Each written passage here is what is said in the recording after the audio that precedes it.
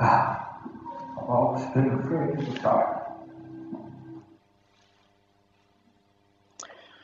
Note here what Allen accomplishes. In a moment of acting, I should mention that she doesn't remember. With the placement of her hand on Hopkins and the hand's definitive stillness, and at the same time, what pain and extremity of effort are affected by the tension of her neck muscles. These are tiny modulations of character, achievable in the shortest time frame, and very pungent as cues to the character's feeling, understanding, and life condition at an important dramatic moment. As this very small moment is real, all the moments built around and upon it stand to gain in reality as well. The film takes on a three-dimensional quality. In The Notebook, Allen is a repressed and haughty mother in the mid-1940s, eager that her pretty daughter, Rachel McAdams, should marry for money instead of going off with the poor boy she passionately loves, Ryan Gosling. One night at a party, the right lad, James Marsden, pops the right question at a table beside the dance floor. Watch what Allen does at the moment of the great announcement, and how in a swift, explosive flash, in less than a second, she gives away a secret self.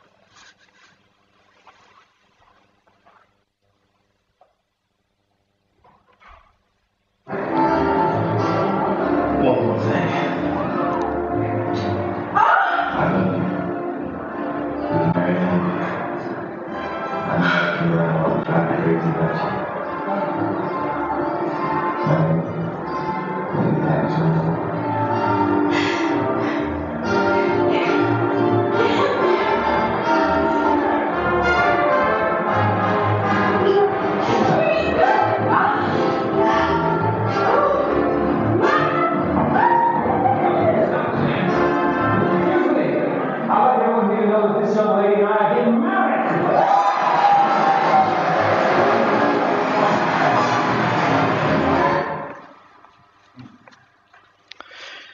Here is the sexual energy Mom has been holding in for a very long time, interwoven with her own perverted sense of possessiveness, as though the daughter's marriage is her own accomplishment, as though this is her moment.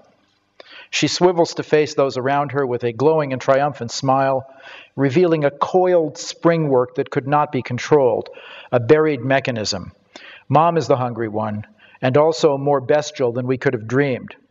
She knows all too well the forces in her daughter that she has been stifling for too long.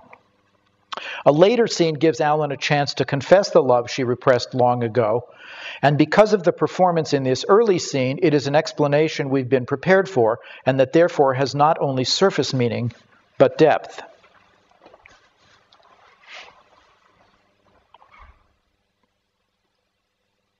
What are we doing, Mama? Do you see that video?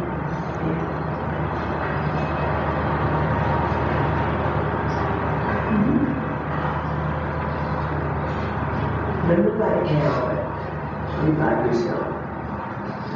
Oh my goodness, he is like I don't know how to say love.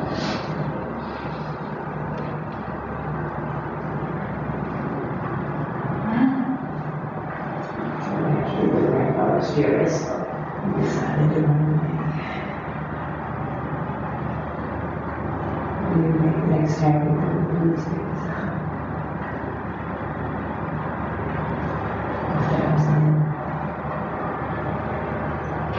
There was something else when I'm in the area. Stop here, touch it. Come picture of you.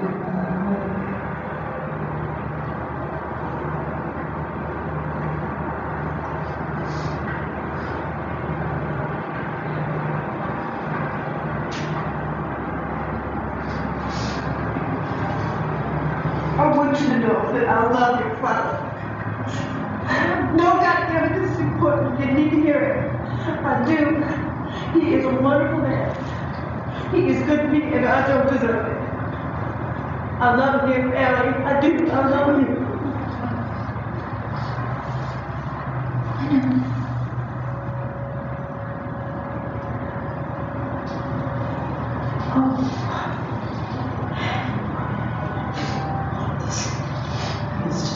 very embarrassed that I'm stupid. Big little ball bag. Yeah.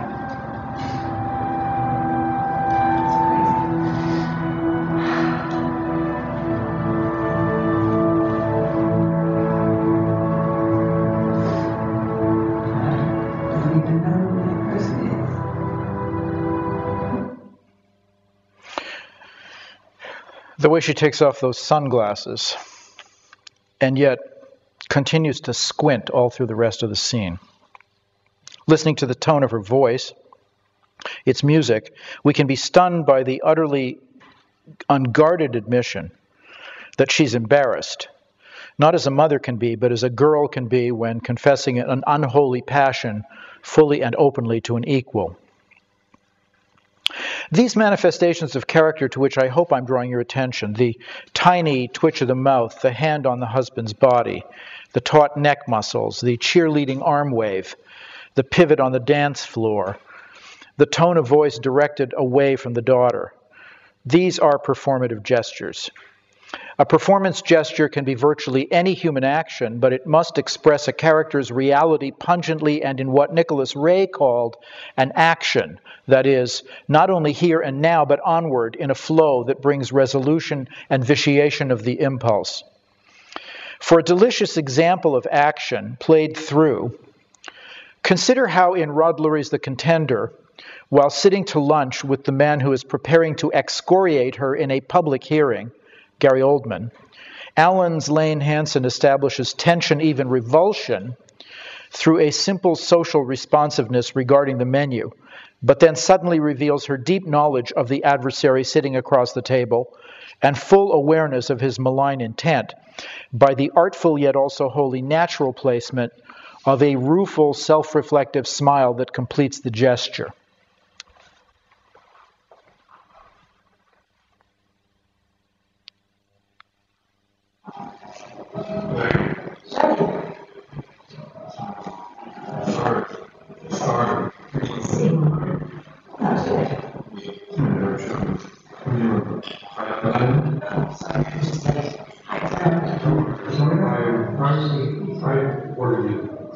Oh no, I don't need it. I'll just have the pen. You should go ahead. Try to save there. That's you would put down that side. I really don't need it. I'll just go ahead with the pen.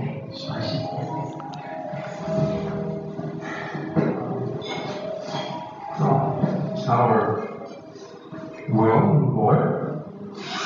Let's see the small talk today, shall we? And then finish these.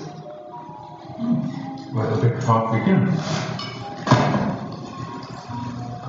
Have you seen this?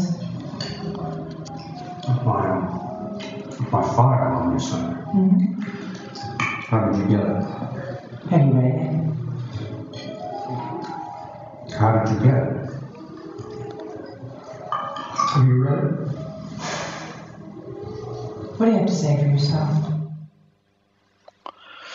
For the consummate character actor, the biggest gestures are almost always invariably very small. In When the Sky Falls, an independent Irish feature based on the true story of the reporter Veronica Guerin and her murder by criminal thugs as she persisted in investigating their activities in Dublin, there comes a delicious and important break from the main action at a moment of intense dramatic tension, a little scenic hiatus, when Allen's Sinead Hamilton is having a quiet little talk with her son Colm.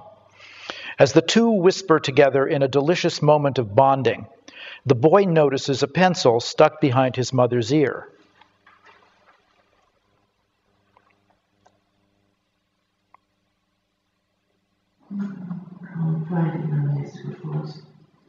See the bug, Mom? Mine drove too fast. She has to make it. Actually, she has to pay about 6 minutes. Thursday? It's called. We should see scores. I don't need money. Mommy, what's that? You have pencil in your ear.